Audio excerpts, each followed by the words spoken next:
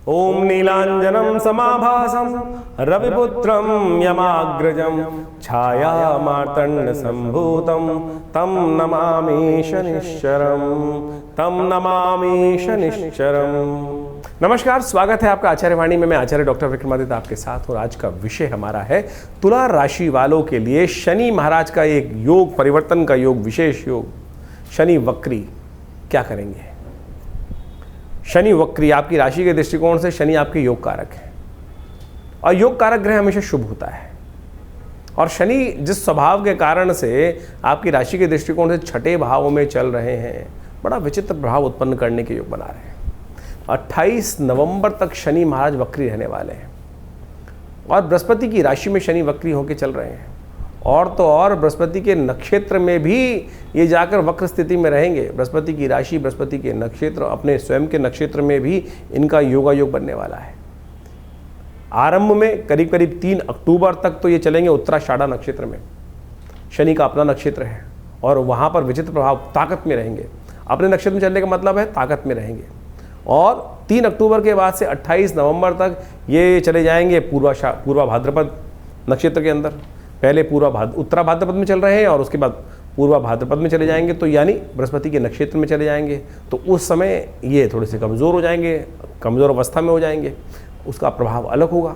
तो यानी आप समझें कि सबसे पहले शनि महाराज आपकी राशि के दृष्टिकोण से छठे भाव में जाने के बाद किस प्रकार के योगायोग बना रहे हैं, कहाँ कहाँ दृष्टि डाल रहे हैं। वक्र गति में चलते हुए ग्रह की जो प्रभाव है बड़ा कई गुना अधिक पावरफुल हो जाता है। शनि का स्वभाव जो है वो विशेष तौर पर उनकी दृष्टि हमेशा अशुभ ही होती है।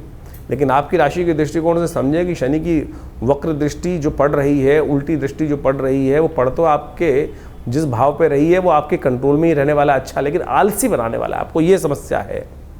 एक दृष्टि शनि की छठे भाव में बैठने के बाद पड़ रही है 12वें भाव पे, एक दृष्टि पड़ रही है तीसरे दृष्टि जो है वो पड़ रही है आपके अष्टम भाव पे। दोनों भाव को चौपट करते, हमें कोई दिक्कत नहीं, बहुत बढ़िया है, कतई कोई दिक्कत नहीं है। लेकिन पराक्रम, यानी कुल मिला के मान लीजिए शनि महाराज आपकी राशि के दृष्टिकोण से खराब नहीं है। कई जगह तो ज्योतिष के दृष्टिकोण से कई नियम ही बदल देते हैं। कई लोगों ने ऐसे नियम बना दिए कि जब ग्रह वक्री होता है तो उसकी दृष्टि उल्टी हो जाती है, उसकी दिशा जो है देखने की दृष्टि उल्टी हो जाएगी, यानी उल्टी गति से वो दिखेगा, शनि की दृष्टि वहीं रहेंगी। ये कोई सिद्धांत नहीं है कि शनि आगे के बजाय पीछे देखना शुरू कर देगा। ज्योतिषीय दृष्टिकोण से शनि का जो वक्रत्व है वो विशेष तौर पर उल्टी गति नहीं चल रहा। अगर आप आकाशीय मार्ग पे देखेंगे तो शनि ऐसा नहीं है कि जैसे गाड़ी का रिवर्स गियर लग जाता है तो वो रिवर्स होना शुरू हो जाए। केवल गति को प्रमाणित करने के लिए ज्योतिष काल गणनाओं में इसकी गति को इस प्रकार से वर्णित किया गया है कि वो हमको लगता है कि ग्रह, जैसे हम एक रेलगाड़ी, 2 रेलगाड़ियाँ सामने चल रही होती हैं, एक साथ स्पीड चल रही होती है, तो और दोनों आगे बढ़ रही होती हैं, लेकिन एक तेज़ गति चल रही होती है, दूसरी गति लगती है गाड़ी पीछे होती चली जा रही है, उल्टी चल रही है। उल्टी नहीं चल रही होती, उसकी स्पीड कम हो हमारी स्पीड तेज़ होने के कारण से क्या होता है कि उसकी हमको लगने लगता है कि वो गति वापस जा रही है। तो यही दृष्टि भ्रम जो है ज्योतिष काल गणनाओं को समझने के लिए वक्र अवस्था ग्रहों की बता दी जाती है, लेकिन दृष्टि वही रहेगी। तीसरी, 10वीं और 7वीं दृष्टि है वो सामने वाले को ही देखेगा शनि महाराज। कुछ नए नए लोग अपनी अपनी नई फुतक दिखाते हुए इस बात के पता नहीं कौन कौन से सिद्धांत दे देते हैं। तो ज्योतिष के दृष्टिकोण से आप समझ लें आपके लिए वक्र गति में ग्रह, हाँ ताकतवर जरूर जाओ, और ताकत लगाता है ग्रह, और ताकत लगाएगा, और ताकत लगा रहा है ग्रह, तो उसका प्रभाव जो है यहाँ पर छठे भाव में जिस प्रकार का पड़ रहा है आपकी राशि के दृष्टिकोण से हमें ओवरऑल अच्छा ही दिखाई देता है, खराब नहीं दिखाई देता। बट लेकिन पराक्रम आपको बढ़ाना पड़ेगा। यदि पराक्रम नहीं बढ़ाओगे, कार्य की तरफ ताकत नहीं लगाओगे, नहीं तो ये आपके लोगों को भगा देगा, भाइयों के लिए अशुभ स्थिति उत्पन्न कर देगा, मित्रों के लिए अशुभता उत्पन्न कर देगा, कहीं ना कहीं अननेसेसरी की क्लैश उत्पन्न कर देगा। क्योंकि ऐसे में बाकी समस्त ग्रहों का योग भी षडाष्टक योग चल रहा है, शनि का समसप्तक योग बन रहा है, ये सारे के सारे कहीं ना कहीं द्वंद्वात्मक स्थिति उत्पन्न करते हैं। तो आपको इसका उपाय करने की ज़रूरत है। आपकी राशि के दृष्टिकोण से हम 2-3 उपाय आपके समक्ष रख रहे हैं, अवश्य करने का प्रयास कीजिएगा। देखिए शनि का द्वंद्वात्मक स्थिति बन रही है, समसप्तक योग, मंगल के साथ षडाष्टक योग, ये इस दौरान कई बार बनेगा। खासतौर पर आप समझे तीनों स्थितियों में, आरंभ में षडाष्टक योग, समसप्तक योग, फिर षडाष्टक योग, तो ये 3 महीने ऐसे ही निकलने वाले हैं। तो ऐसे में शनि को खास तौर पे, शनि और मंगल की युति भी जो है ये भी विशेष तौर पे विचारणीय रहेगी। तो ऐसे में आप लगातार उपाय करने का प्रयास करें। एक सबसे पहला उपाय तो ये करें कि जब भी आप भोजन करें पहला ग्रास निकाल कर कौवे को डाल दिया कीजिए या श्वान को डाल दिया कीजिए। नित्य प्रति आदत डाल दीजिए, ये कार्य करना ही। अभी आपके शनि महाराज यहाँ लगातार चलने हैं, तो ये उपाय आपको ओम प्रांग प्रींग प्रोंग से शनिश्चराय नमः ये मंत्र का जप करते हुए हाथ में टुकड़ा रोटी का निकाला और लेकर खिड़की के बाहर फेंक दिया। काक के लिए, कौवे के लिए, श्वान के लिए, कुत्ता कहीं दिखाई दे जाए तो वहाँ उसको रोटी ब्रेड कुछ भी डाल दीजिए। ये बात विशेष तौर पर आपको करने का प्रयास करना चाहिए। कहीं गौशाला में अवश्य कुछ ना कुछ खान पान गाय के निमित्त अवश्य चारागाह जहाँ हो वहाँ डलवा दीजिए। जहाँ बकरियाँ हों, गायें हों, भैंस हो, इन सब चारागाहों में कुछ ना कुछ अपने द्वारा ये कार्य करने का प्रयास करें। ये बहुत ज़रूरी है, क्योंकि शनि महाराज का मंगल के साथ भी द्वंद्वात्मक स्थिति उत्पन्न होने वाली समसप्तक इत्यादि षडाष्टक योग लगातार बने रहेंगे। तो ऐसे में आपके लिए शांत भाव से कार्य करना, अननेसेसरी के झगड़ों में न पड़ना, इस बात का ध्यान रखना। जैसे हनुमान चालीसा का पाठ नित्य प्रति करें, और भी बहुत सारे उपाय जो हम आपको बताने का प्रयास करें वो सब लगातार आपको करने का प्रयास करना चाहिए। तो यानी आपके लिए ये शनि का जो परिवर्तन, जो वक्री स्थिति है, ये करीब करीब 60% तो अच्छी दिखाई देती है। यदि इसका आप अच्छे से लाभ ले लें, समझ लें, अपनी जन्मपत्री के अनुसार से अच्छे से भाव समझ लें कि हाँ कुछ मूल जन्मपत्री में शनि का योगायोग बना हुआ है, लेकिन गोचर के दृष्टिकोण से इस प्रकार का प्रभाव हम समझ रहे हैं। शनि बृहस्पति का साथ अजीब प्रकार का योग बन रहा है, इसको भी हमें समझना चाहिए। तो शनि का ये विचित्र प्रभाव जो आपकी राशि के दृष्टिकोण से पड़ रहा है, इसका मूल कारण आपको समझना चाहिए कि शनि का कारण क्या है। शनि महाराज जो है इस वक्त बृहस्पति की राशि में चल रहे हैं, और बृहस्पति और शनि जो आपस में हैं वो बहुत अच्छा मधुर संबंध माना नहीं जाता। शनि जो है वो आत्मकारक हैं, बृहस्पति ज्ञान के प्रतीक हैं। एक बात समझे, दोनों आध्यात्मिक हैं। शनि विशेष तौर पे ज्योतिष के दृष्टिकोण से अंतःकरण के मालिक बोले जाते हैं, अंतःकरण के स्वामी बोले जाते हैं, और वो दंडाधिकारी भी बोले जाते हैं। तो शनि का जो विचित्र प्रभाव जो है, लेकिन उनका जो स्वभाव है, जो चरित्र है, वो बड़ा विचित्र माना जाता है। उसको अच्छे समझना चाहिए। वो बृहस्पति के साथ बिल्कुल नहीं मिलता। बृहस्पति के साथ जो है उनका कई बार विचित्र प्रकार का द्वंद्व शास्त्र में वर्णित किया गया है। और एक बात समझें, शनि में दशाओं के अंतर्गत ज्योतिष के दृष्टिकोण से एक सिद्धांत बताया गया है कि बृहस्पति की दशा चल रही हो उसमें शनि का अंतर आ जाए, या शनि की दशा चल रही हो उसमें बृहस्पति का अंतर आ जाए, तो कभी भी शुभ नहीं जाता है। हमेशा दुष्प्रभाव उसको उत्पन्न करने वाले ये समय माने जाते हैं। तो इस प्रकार से इसी दृष्टिकोण से समझा जाए तो उसका पीछे मूल कारण भी है। ज्योतिष के दृष्टिकोण से आध्यात्मिक जगत में एक कथा चलती है कि एक बार शनि महाराज जो हैं वो बृहस्पति के साथ मिलकर कुछ द्वंद्वात्मक स्थिति में महाराज विक्रमादित्य के राज्य में उपस्थित हुए। कहा जाता है महाराज विक्रमादित्य का न्याय के दृष्टिकोण से बड़ा वर्चस्व था। शनि स्वयं दंडाधिकारी माने जाते हैं, और उनका जो सब प्रभाव है कि दंडाधिकारी के रूप में कर्म के अनुसार से कर्मफलदाता माने जाते हैं।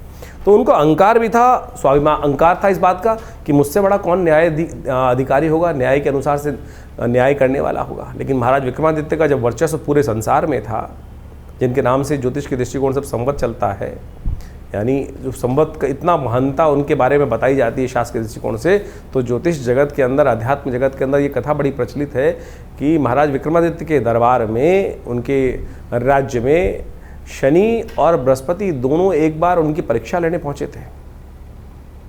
महाराज को पता चला कि शनि और बृहस्पति दोनों के दोनों उपस्थित हुए हैं वहाँ पर। तो बृहस्पति महाराज देवगुरु माने जाते हैं, और कहा जाता है कि न्याय अधिकारी जो हो, दंडाधिकारी जो हो, वो किसी के वर्चस्व में नहीं आना चाहिए, किसी के दबाव में नहीं आना चाहिए। तो कहा जाता है कि शनि महाराज ने उनकी परीक्षा लेने के लिए अनेक प्रकार से उनको त्रास देकर डराने का प्रयास किया।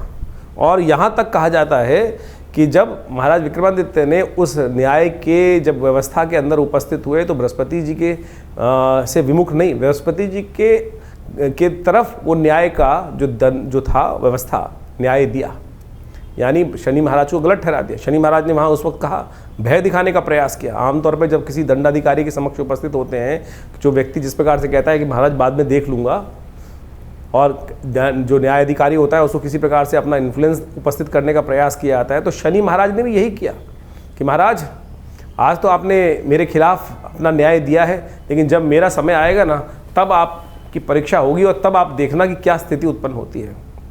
तो महाराज विक्रमादित्य के राज ज्योतिषियों ने बताया कुछ वर्ष बाद कि महाराज आपके ऊपर शनि का ये दुष्प्रभाव समय उपस्थित होने वाला है। और कहा जाता है कि राजा के ऊपर इस प्रकार का दुष्प्रभाव शनि का उपस्थित हो, और आपने तो शनि महाराज आपको जिस प्रकार से चेतावनी देकर गए थे, तो ये समय बहुत भयावह रहेगा आपको, और आपके ऊपर आएगा तो पूरे राज्य के ऊपर आएगा। तो कहा जाता है कि महाराज विक्रमादित्य ने उस समय कहा कि मैं कुछ दिन के लिए संन्यास ले लेता हूँ, राज्य से चला जाता हूँ। कहा जाता है महाराज विक्रमादित्य अपने राज्य को कुछ दिन हटकर वहाँ से संन्यास की तरफ भ्रमण पे निकल गए और अपने साथ कुछ काशापण ले गए थे। कहा जाता है काशापण ले जाते हुए कहीं एक जगह शनि महाराज की ऐसी बुरी स्थिति हुई, शनि ने अपना इतना दुष्प्रभाव उनके ऊपर दिखाया कि महाराज विक्रमादित्य को बर्तन मांजने पड़े एक जगह। कहा जाता है कि जब एक जगह कहीं छोले खा रहे थे, चने खाने के लिए कुछ पैसे, उसको कहा कि भैया ये पैसे रख देता हूँ, वो काशापण स्वर्ण के काशापण थे, वो कोयले के बन गए। और जब उस छोले वाले ने, दुकानदार में हाट वाले ने देखा कि अरे ये काशापण जो इन्होंने रखे थे कहाँ है काशापण, ये तो कोयले हैं, तब उसे बर्तन महाराज विक्रमादित्य से बर्तन तक मंजवा दिए। लेकिन वो विक्रमादित्य महाराज तटस्थ, बिल्कुल हिल के डिल नहीं हुए कि जो है भाग्य में वो जिस प्रकार से रहेगा। तो बाद में कहा जाता है शनि महाराज ने आके उनको वरदान भी दिया कि आपकी परीक्षा हमने ली और आप उस परीक्षा में उत्तीर्ण हुए। तो ये प्रभाव कई प्रकार से है, यानी शनि और बृहस्पति का जो द्वंद्व है वो जगत प्रचलित है। और इस वक्त शनि महाराज बृहस्पति की राशि में ही चल रहे हैं और बृहस्पति की राशि में चलते हुए शनि महाराज का प्रभाव, जैसा हमने आपको बताया आपकी राशि के दृष्टिकोण से होने वाला है, उसको अच्छे से समझ लीजिएगा। उसके उपाय जो बता रहे हैं वो कर लीजिएगा, जो उपाय बताए हैं उनको अच्छे से समझ लीजिएगा। शनि के संबंध में अनेक उपाय शास्त्र में वर्णित है। कहा जाता है ना, शनि को मनाए सदा सुख पाए। शास्त्र के दृष्टिकोण से आप समझ लें, शनि को मनाने के लिए शास्त्र में अनेक उपाय वर्णित हैं। जितना हो सके शनि को मनाने का प्रयास करना चाहिए और शनि को मनाते रहेंगे तो जीवन में सुख पाते रहेंगे। शनि विशेष तौर पर जो प्रसन्न होते हैं आपके कर्म से ही प्रसन्न होते हैं। एक तो एक बात ध्यान रखें, जो गलत कामों में जाएंगे तो फिर शनि दंड देंगे ही देंगे। शनि दंड नहीं देते हैं, आपके कर्म ही आपको दंड देते हैं। इस बात को हमको भाव समझ लेना चाहिए। अब वो दंड या तो आप सह लें या फिर उसको पश्चाताप के तौर पर अनेक शास्त्र में जो तप के रूप बताए गए वो तप करें। मंत्र जब भी एक तप है। तो शनि स्तोत्र का नित्यप्रति पाठ करना एक अद्भुत, कहा जाता है महाराज दशरथ के संबंध में बड़ी अद्भुत कथा शास्त्र में वर्णित है। जो दशरथ जी शनि महाराज के समक्ष से निकल रहे थे देवासुर संग्राम से पहले और रास्ते में शनि के दर्शन हुए। महाराज विक्रमादित्य ने कहा, महाराज दशरथ ने कहा कि अगर ये शनि के दर्शन के किए बगैर निकल जाऊँ, सामने पड़ रहे, उनकी दृष्टि पड़ रही है, तो फिर मैं दोष का भागी होऊंगा। तो इसलिए उन्होंने शनि को प्रणाम किया वहाँ पर। और शनि का एक दिव्य पद्म पुराण के अंदर वो दशरथ कृत शनि स्तोत्र आता है, उसका वहाँ वर्णन मिलता है शास्त्र के दृष्टिकोण से। और कहा जाता है जो दशरथ कृत स्तोत्र का पाठ नित्यपति करते हैं, चाहे एक बार कर लें, शनि कभी भी उन पर अपना दुष्प्रभाव नहीं दिखाएंगे।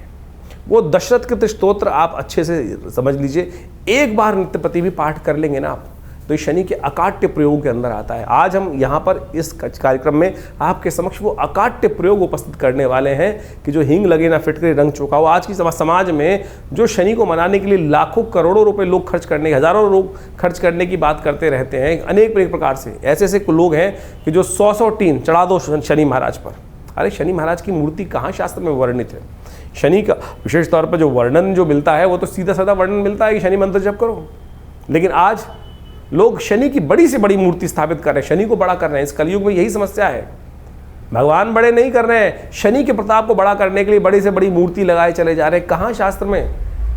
तो आप समझें, ये जो तथाकथित तौर पर आज की तारीख में जो एक हाट बना दिया है लोगों ने, उसको शास्त्र में सीधा साधा प्रयोग वर्णित है। धन खर्च करने से कोई ग्रह आपके ऊपर प्रसन्न नहीं होने वाला। सदकर्म करने से, तप करने से ही ग्रहों की जो अनिष्ट जो प्रभाव है वो आपके लिए शुभता की तरफ परिवर्तित होगा। तो शनि का दशरथ कृत स्तोत्र अद्भुत स्तोत्र है। शनि महाराज का स्वयं आशीर्वाद है दशरथ जी को दिया कि जो इस स्तोत्र का नित्यप्रति पाठ करेगा, एक बार भी पाठ करेगा, उसको शनि जीवन में कभी त्रास नहीं देगा। शनि स्तोत्र इस प्रकार से पद्म पुराण में कहा गया है। ओम नमः कृष्णाय नीलाय शितिकंठ निभाय च नमः कालाग्निरूपाय कृतांताय च वै नमः।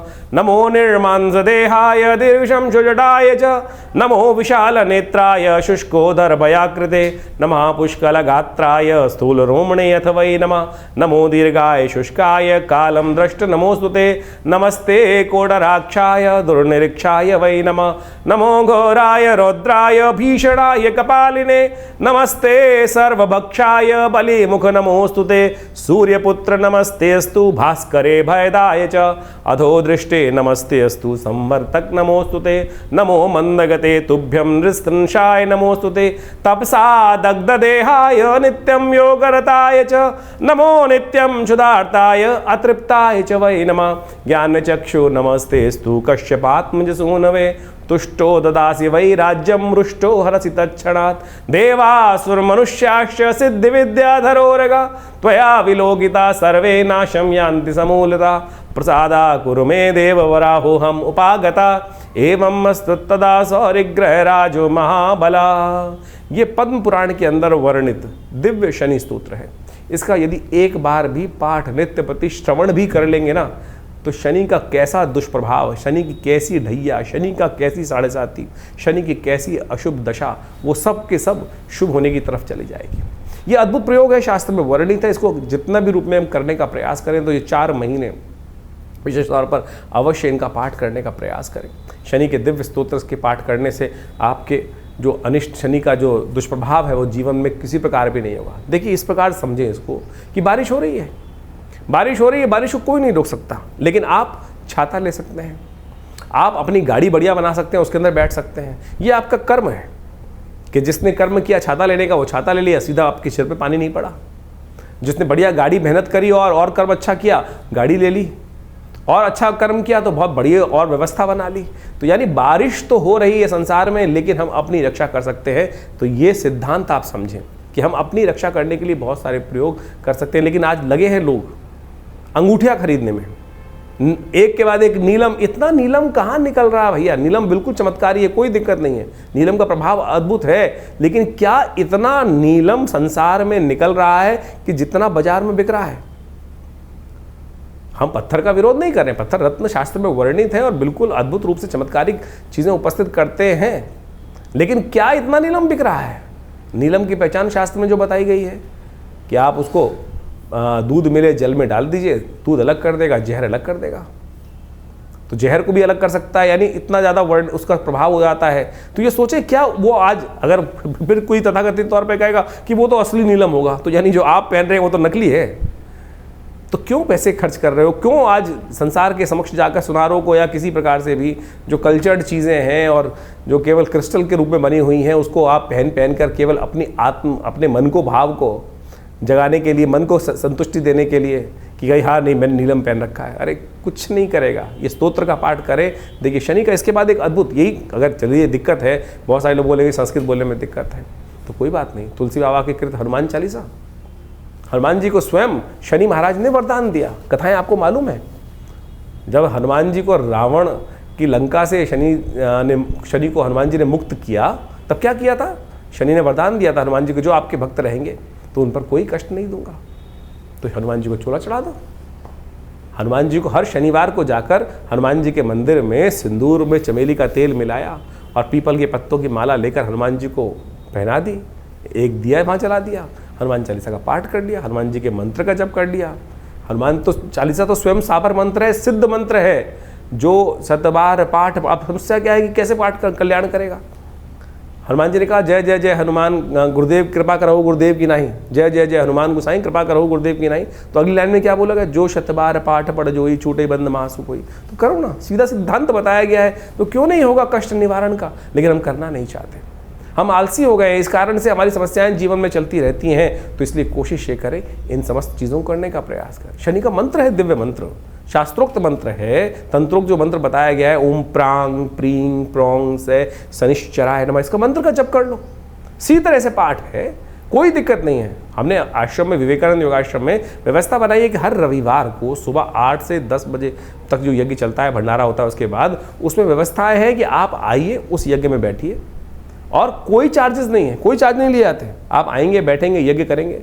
बहुत सारे लोग अपने नाम से भी कराते हैं, सब चीज़ करते हैं। शनि स्तोत्र का यज्ञ कराते हैं, नवग्रहों के मंत्रों का यज्ञ कराते हैं, समस्त मंत्र, वैदिक मंत्र बहुत सारे हैं, उन सबकी व्यवस्था आश्रम पे समय समय पर चलती रहती है। तो आप बिल्कुल इस बात का भाव का ध्यान रखिए। ये मंत्र जो अब हमने रास्ते बताए हैं आपको,